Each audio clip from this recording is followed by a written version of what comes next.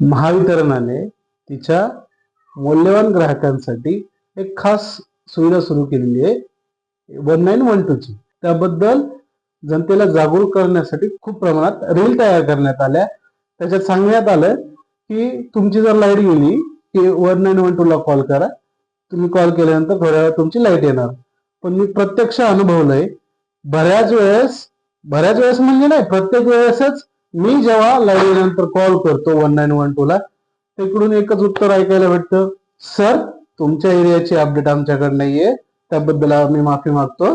तुमची कंप्लेंट आम्ही रजिस्टर करून घेतो. कंप्लेंट रजिस्टर केल्यानंतर थोड्या वेळात तुमची लाईट येईल.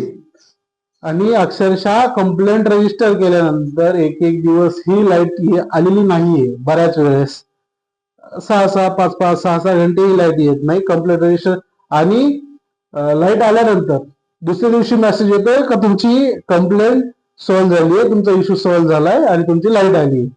पहा मित्रांनो, आता हे ग्राहकांना मूर्खात काढण्याची नवीन पद्धत आहे का अंधारात ठेवण्याची पद्धत आहे? जे वीज चोरी करतात त्याला तर काही या गोष्टीचा टेन्शनच नाही. एमएससीबीचे भरपूर प्रमाणात असे ग्राहक आहेत का जे वेळोवेळी बिल भरतात, सगळे नियम आणि अटी पाळतात.